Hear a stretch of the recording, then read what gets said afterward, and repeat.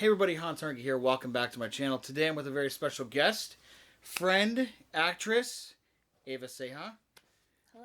Eva, how are you? I'm good. I'm very well. Awesome. As I told you, I didn't know this was going to be on camera, so I didn't wash my hair. So this is what you get. This is my 9-inch nails hat. It's a cute ball cap though. I like it. Yeah. I like it.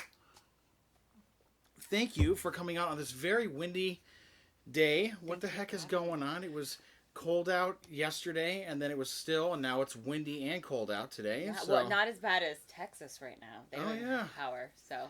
They're getting a taste of a Wisconsin winter, as they like to say over there. So diving into your career. Yeah, sure. Where did you come from, and how did you get started into our crazy industry of ours? So, crazy story from where I came from. It was from my mother's womb. I came from that. No, like I'm from Seattle, Washington originally, and I'm an Army brat, so I also traveled around. But I fell in love with theater when I was like really, really little, and my mother loved to sing, and she was really into theater, and my dad is not artistically inclined like that, but he's a big fan of the arts. So he used to bring us to the opera and musicals and plays and stuff like that. So I think one of my biggest experiences with musical theater with my dad was when he brought us to go see Damn Yankees at the Paramount down in downtown Seattle, and Jerry Lewis was playing the devil. All right. Now, Jerry Lewis is notorious for just being a total prick to people. Mm-hmm. Just will not talk. So we're probably like 8 or 9 years old, and I knew who he was growing up because we were raised on like classic movies and things like that. So I was just like, oh my gosh, this is gonna be so cool. So I got a picture of him printed, and me and my brother stood out behind the back theater waiting for him to come out. And so we're all these adults and stuff like that. And so he came out, and people started kind of like trying to get his attention. Well, me and my brother with these little things are just like, can we get your autograph? And he looked over completely surprised. And like, because of course, like he's much older at this point. He must have been in his like 70s or something. Mm-hmm. Like who were these children, and how would they even know who I was? And I asked him for his autograph, and he gave it to us.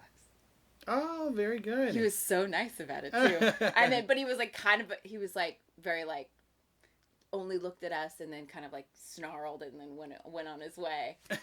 Yeah. So it's just like, I think that was kind of one of those things where I would see these people on stage and I'm like, I want to do that.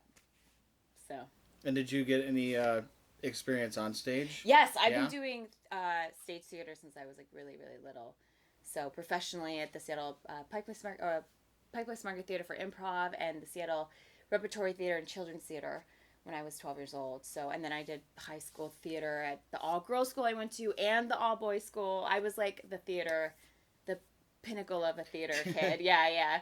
That's a good way to start, because I started in high school as well. Yeah. And all of a sudden people are like, you need to branch out and start doing all the other fun things. So. Did you guys have theater sports like improv teams when you were in high school? No, we just had. We did improv, and there was a few competitions, but I never was in those. Okay. People were like, you just need to just start doing the school plays. So Harvey was my biggest one. Okay. You heard of Harvey? Yes. I was Elwood P. Dowd. Okay. So I remember memorizing 365 lines. It was a lot, but that was fun, and the feeling of being on stage and then translating it now into film is definitely a lot different. So yeah.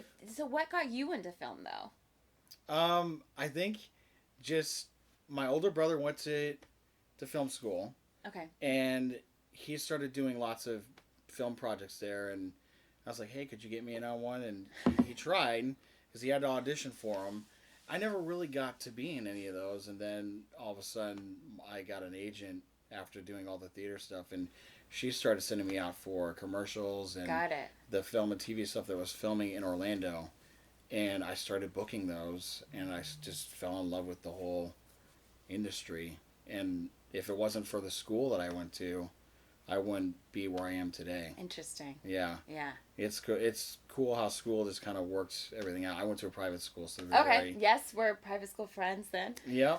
So like I didn't even think about doing film when I was doing all this theater. I was like, I'm gonna be a Broadway actress. I'm gonna win a Tony. I'm gonna do all these things. And I did. My ex at the time was like, hey, we're making this movie, and this girl dropped out. Will you play this role? And I was like, sure. So that was my first like taste of it, and I was like, I kind of like film. And then I went through life and did stupid things, made stupid mistakes, and I was probably 25 and a half or something. I was about to turn 26, and I'd just been through the ringer, like a lot of abuse and things like that, and like really terrible boyfriends. And I had a friend, Nick, I was had two jobs. I was working at Ross, and I was a cashier at like this restaurant in San Luis Obispo, California. I was living in a trailer, like a trailer park, with two guys. I was sharing this king size bed. I had one half, he had the other, and then one of them had this like pull out bed in the front that was actually like the couch. And because I didn't have anywhere else to go after this abusive relationship, and they kind of took me in, my friend Nick was like, what the fuck are you doing? And I was like, what? He's like, you're so fucking talented and you live in a fucking trailer. Ava, what are you doing? And I'm like, I don't know what I'm doing. And he was like, look, I'm moving to LA in a week. He's like, put your shit in the back of my moving van, find a place, and get your ass to LA where you belong. And I was like, oh, okay, I guess I'll do that. So that's what I did, and that's how I got to LA. And the rest is... And then that's when I started, like, actually pursuing film and theater. That was when I was 26. It was like all right. 2000. I moved here December 31st, 2010. December 31st, 2010. Yes. And then you started the new year off on the right foot. I did. That's awesome. Well, it was 2009 going into 2010, I should okay. say. Yeah. All right. There you go. You started off on the right foot. Yeah. That's awesome. And then, did you have to get an agent, or did you get a lot of the auditions and things yourselves by self-submitting? Yeah. So this is back in 2010, that era where like Samuel French was really booming, and I didn't have any credits. I like didn't know what to do. There's so much information out there now. On how to brand yourself, how to do this and like that. I had to learn all that stuff. I don't know about you and how you did all that, but I kind of had to go, okay, what the fuck am I supposed to be doing now? Like, I'm here. And basically, about 3 years into living here, I kind of like figured it out. And I was like, you know what? I'm going to pretend to be my own agent. And some guy was like, if you give me $50, I'll let you get on the breakdowns and submit yourself, because they had this illegally, by the way. This is, you can't do this ever anymore. SAG. Oh yeah, I remember that back in the day. I remember doing that. He was like, look, I have access to the breakdowns. You pay me $50, you get on there, submit yourself, whatever. And I said, okay, I think this is what I'm going to do. So I got one of those at Samuel French. You could get one of those books filled with all of the casting directors' phone numbers. And I was like, this is what I'm going to do. So I would go on the breakdowns. If I was right for something, I would cold call the casting and say, hey, this is Jenny from Rockstar Talent. I'd really like you to get Ava in, because she'd be really perfect for this role. Is there a time we can get her slot in? And they're like, oh yeah, let's look at her. And either they would get me an audition or they wouldn't. I would never hear back from them. So I did that for this HBO show, and it was for Scorsese Actress was the name. And they needed someone who could do a really thick New York accent. And I have been doing a New York accent since I was like 9 years old, because I used to watch all of these musicals. So, like, if you're gonna watch a musical, you gotta be able to do a New York accent, anytime you do it, Mm. And so, like, I was like, I can fucking do this role. So, cold called, hey, this is Jenny, and I got an audition for it. And the role was supposed to be like an actress. It's very meta, like an actress auditioning for a Scorsese role, not like someone who's already in a Scorsese movie. Mm-hmm. So all of these girls were like dressed to the nines and high heels and things like that, and I just was wearing a sweater and jeans. And I went in there like it was a serious role, like I was seriously auditioning for a Scorsese film, and I booked it all by myself. There you go. Yeah, and like still to this day, the one of the people that it was under their thing, like was like, Ava, you're the only person that like booked something out of doing all that like terrible like illegal stuff. You're the only one who booked something. And I booked that role, and then I got to be on. Stephen Merchant was my director for it.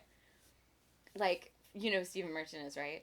What can you remind me what he's done? He's the original in the original Office. He wrote the original Office with Ricky Gervais. Okay, all right. Yes, I'm a big like. Was he an actor in it too? Yes, okay, he would be like the Dwight character. Oh, he was like the assistant yep, to Michael or whatever. And he's this tall, lanky man. Mm-hmm. And did you see Logan? He No. played the albino in Logan too. Okay.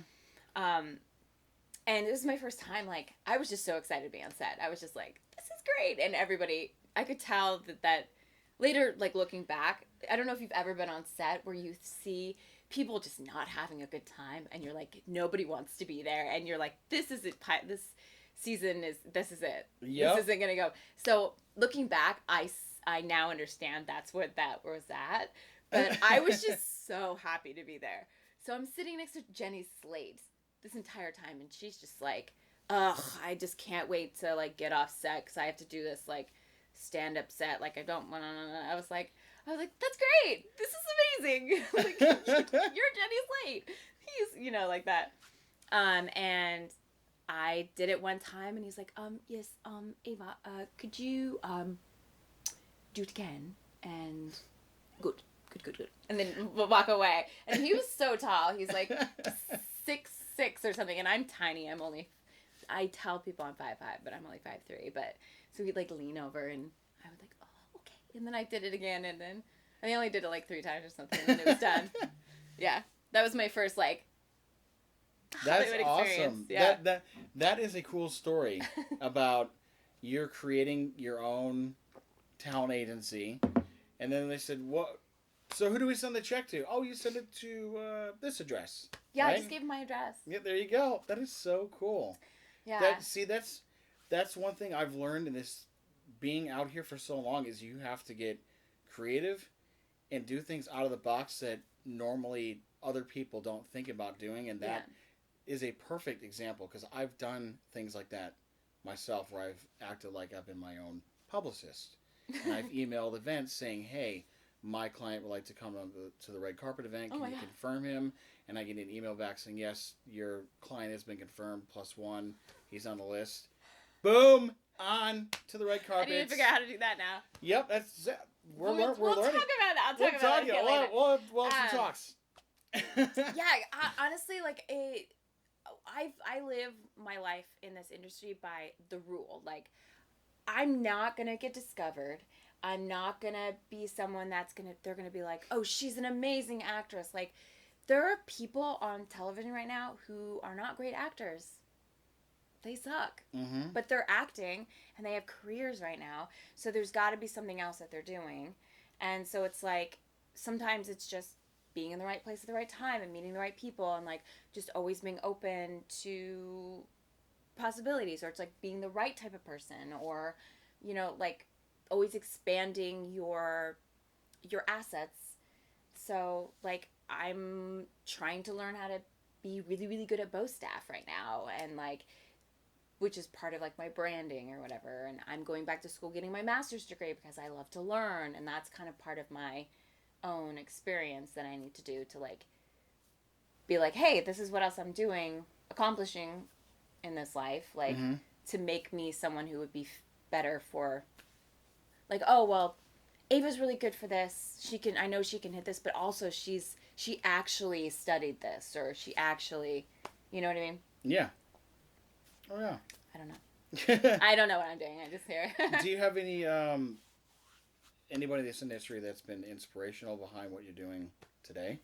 Do you mean like someone I know, or someone like I don't know and I like drool over when I see them on TV? Somebody that you don't know, or it could be even somebody that you worked with that you look up to now, like that person inspires me. Well, you inspire me. I would say, but I would say also someone who I'm just like obsessed with acting wise is Ruth Nega. Do you know who she is? Mm-mm. She's utterly fantastic. She's Irish. She's on Preacher, or was on Preacher, and she did Loving. She played the wife in Loving movie. If I saw her face. Oh, here we go. I'll show you. She is just fantastic. She's awesome. There she is. Check her out. I really, she's someone I really admire as an actress. She's just so good. She's so believable when you watch her. If that makes sense. Oh yeah. Absolutely. She's just very empathetic. So just someone I would love to be. If I met her, I would probably die. And it's funny because I know somebody who's worked with her on Preacher, so I've always been like, will you introduce me? Please. Let's see, who else do I just like admire a lot? There's just so many women right now that I really admire, just because they're getting into producing and things like that. I really like that Jodie Foster's getting into directing. Ava DuVernay is one of my, I love her. There's a lot of indigenous directors coming out right now. I don't know if you like keep up with Sundance, but there's just so many movies right now that are coming out that are just like these directors, up and coming directors are just like, wow. Yeah. So good. Yeah, no, with the SAG screeners that are coming out, a lot of the films on there, I don't even recognize their names. And those are the obscure movies that become well known, and we're going to be getting screeners for them. So, we got to check them out. Yeah. So, I'm trying to think. I like Regina King. Oh, yeah. I've worked with her before. Really? Ah! Yeah. Okay, sorry. She's awesome. Yeah. I really like her a lot, too. So, yeah. That's awesome. Have you ever thought about directing, too? I have directed before. You just have? once. All right. Yeah.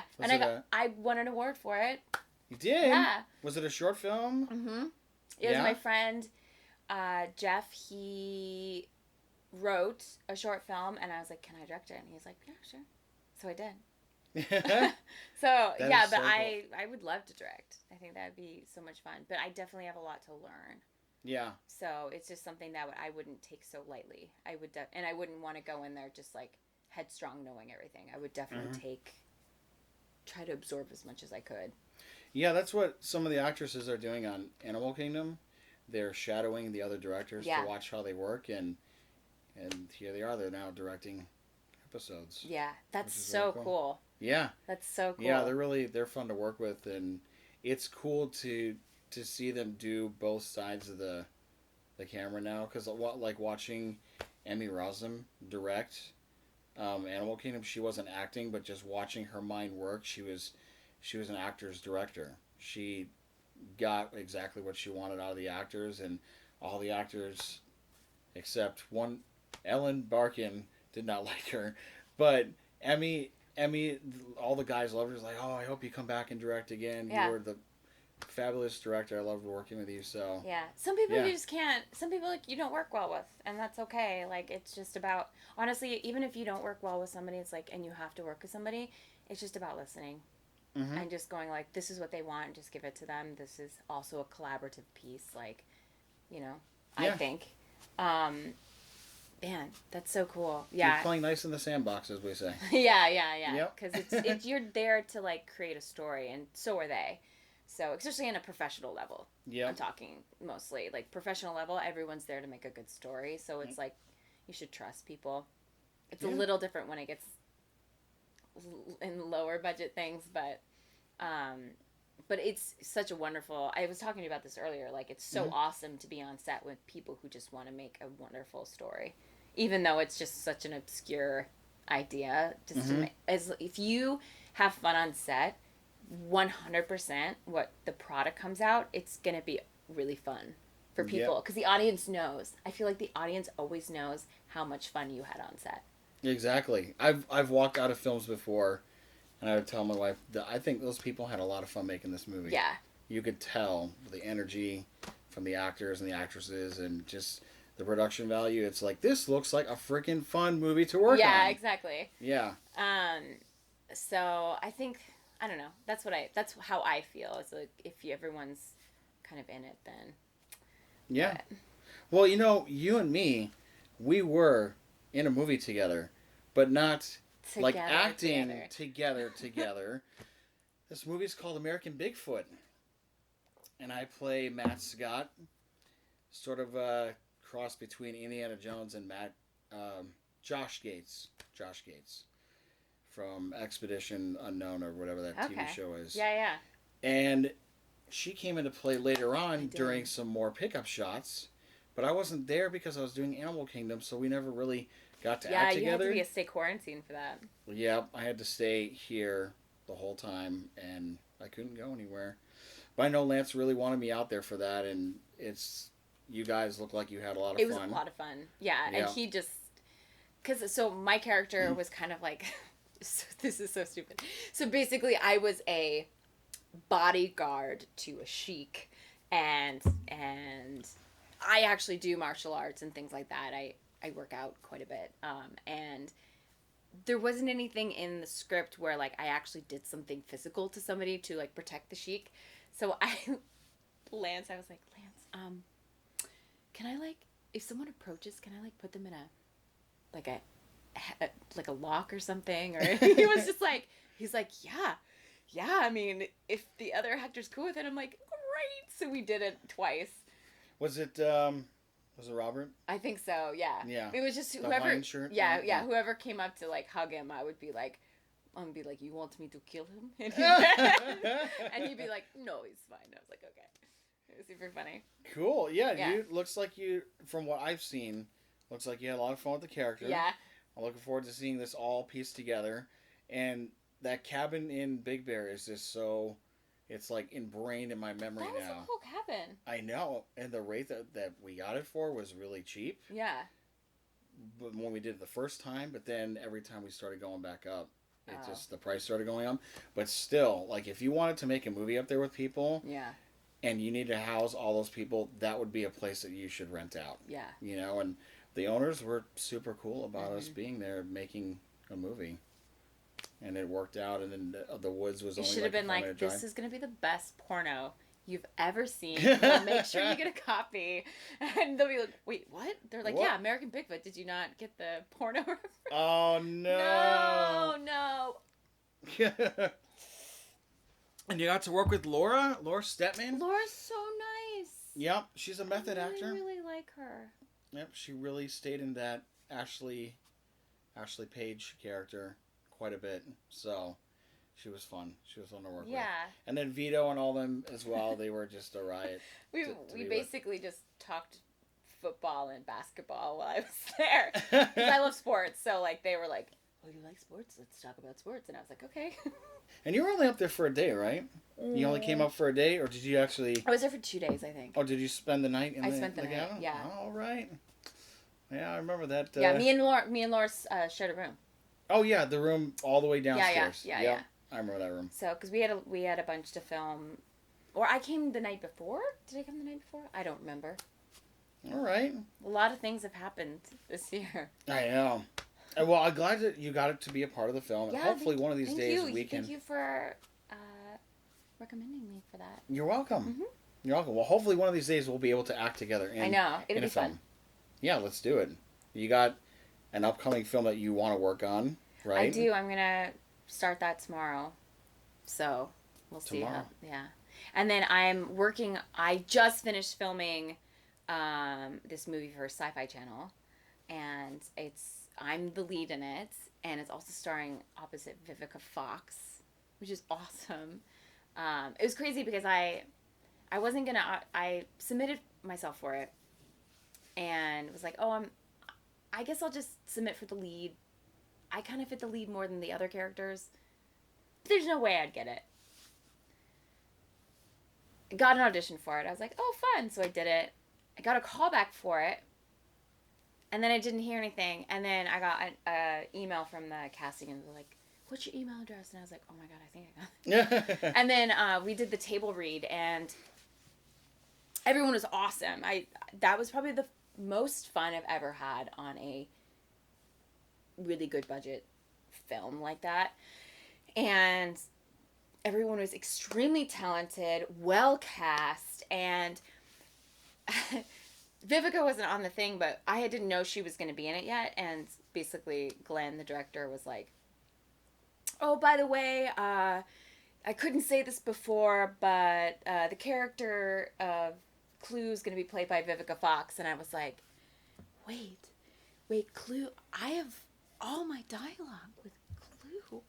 Like, wait, what? So I had this perma smile for a week leading up to it. Oh yeah. So, and she was there for the day, and I basically got to hang out with her all day and shot the shit with her, and we talked in between takes and stuff. And like I was telling you earlier, I don't like to ask famous people for their photos, especially if I'm working with them. I just can't do it.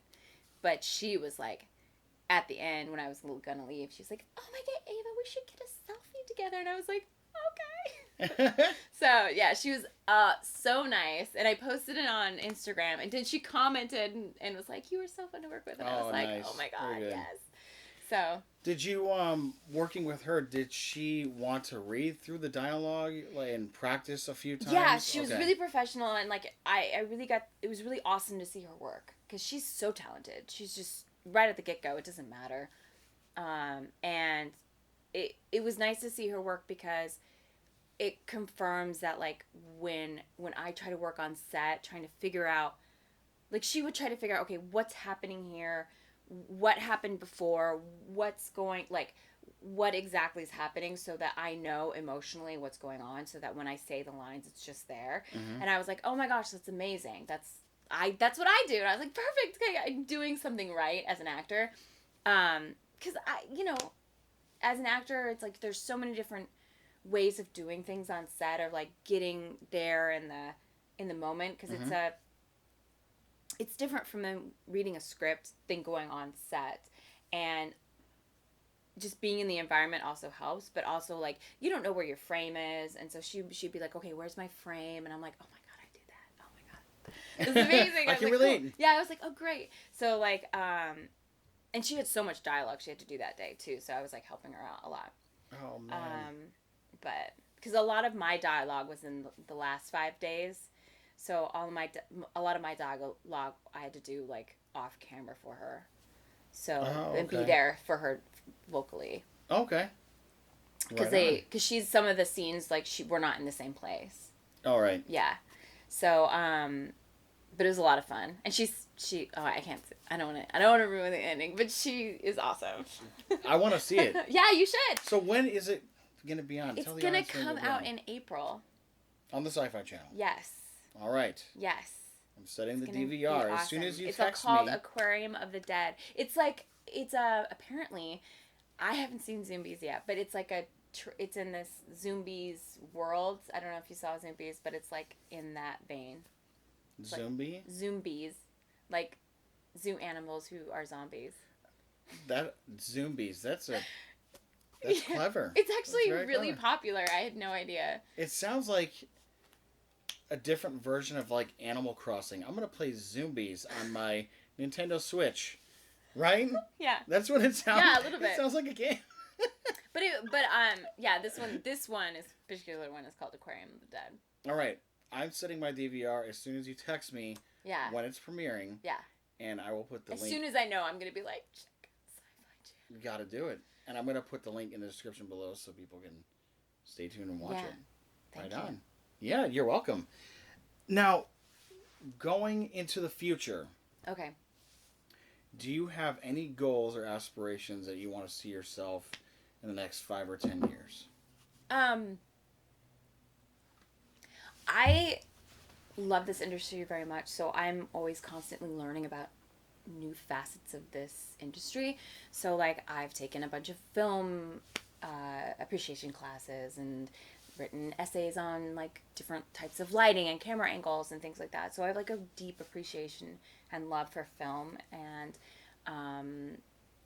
so I think moving on from that now is, like, I want to learn how to be and do producing and things like that, and kind of do that production side of this industry as well as acting, just because I feel like if you're not learning and growing, like, your knowledge of the industry that you're in, then it's like you're never going to be an asset to the industry. Do you know what I mean? Mm-hmm.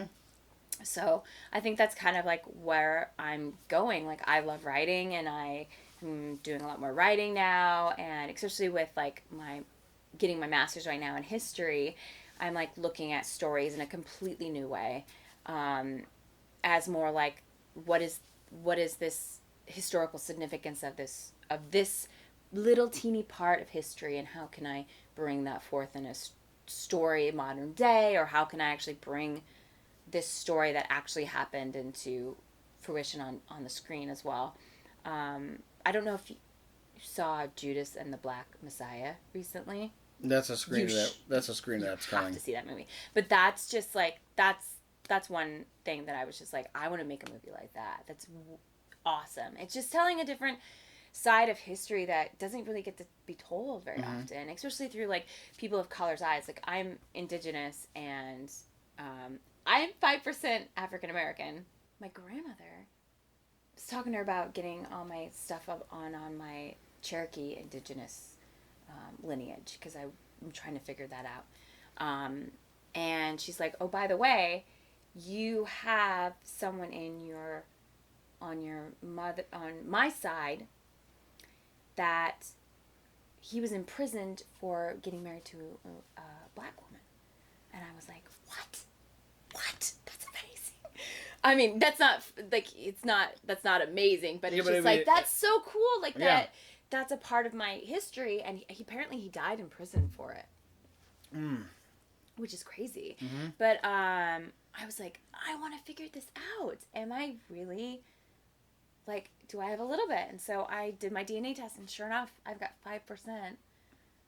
Like, it's Bantu, Senegal, and, like, South African.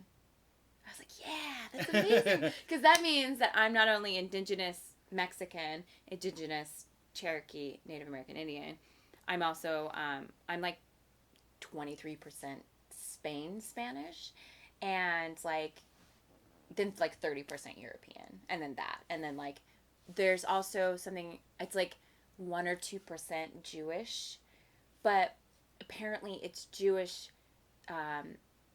Sephardic Jewish, which is from the Spaniards who were Jewish that were kicked out during the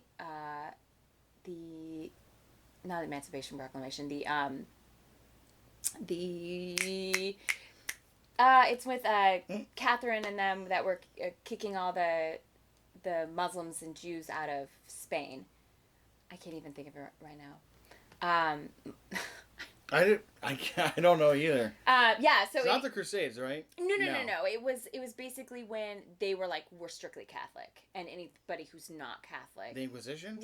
Yes. Spanish Inquisition. Okay, there we go. Sorry, I have so much things going in my head.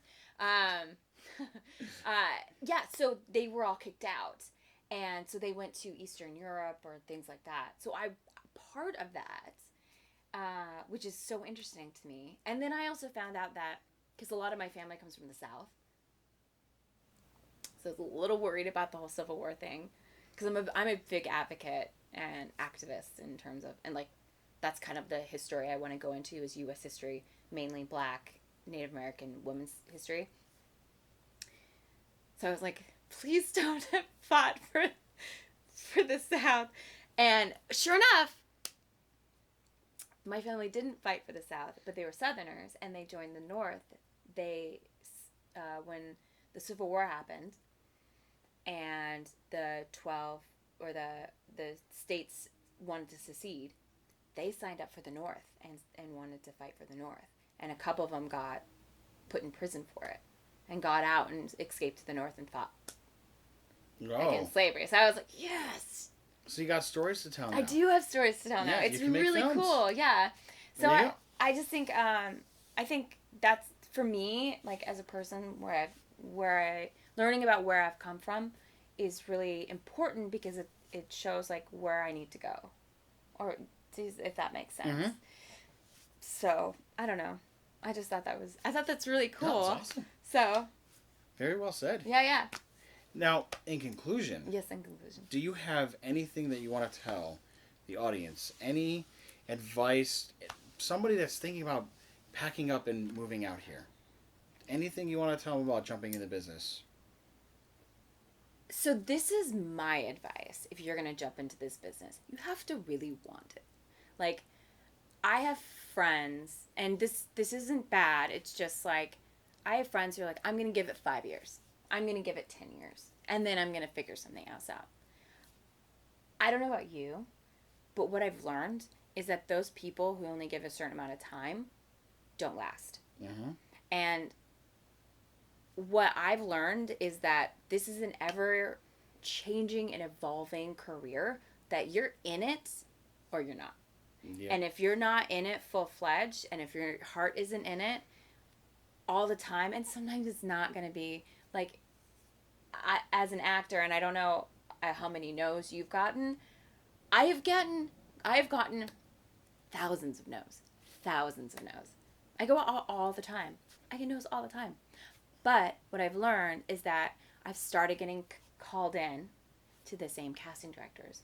I'm starting to develop people who are producers or writers or things like that are like, every time she auditions, it's good work.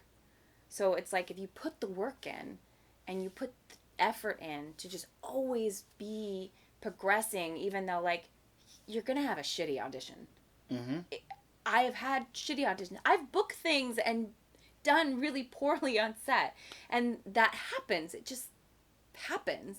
And it's like, if you don't learn from those experiences and don't keep growing from that, then this industry is not for you. This industry is about being someone who can grow and learn and progress and keep becoming better and perfecting themselves and just sticking with it.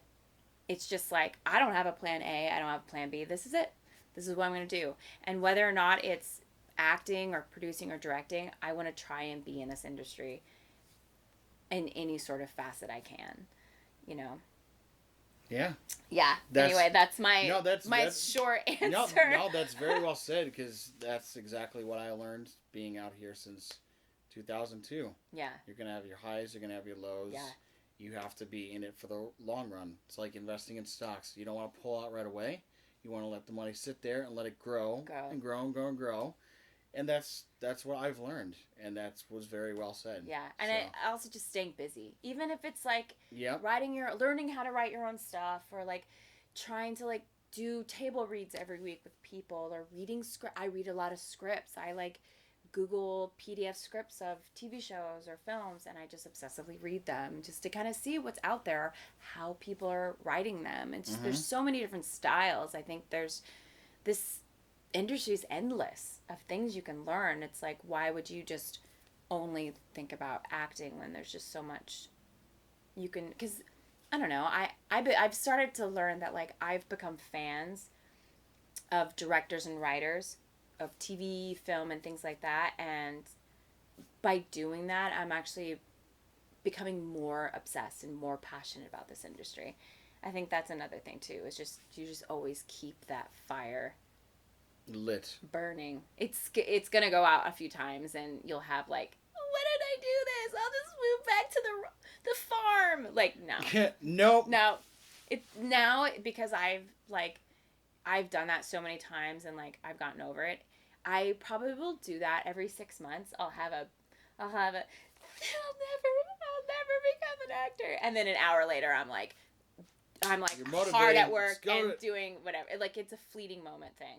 It's just water off my back now. So there does come a point where it's just like, you've had so many no's and so much rejection that you're just nothing. It's just like, yeah, okay, cool. No, I'm going to move on to the next one until I get a yes. Yeah, I love it. So. And you should too. Listen to what she's saying. Yeah, not everything I say. Well, I don't have all the answers, but that's a good answer, apparently. Yeah, very good. Eva, thank you so much for coming out today. Thank you for having me. I appreciate it. You rock. Hopefully we can work together on screen. We will. It'll be a lot of fun. So if you're new to the channel, please subscribe, hit the notification button below for more interviews, more stuff coming up.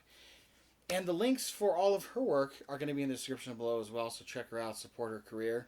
Eva, thank you so much again. This is Hernke signing out, and Eva...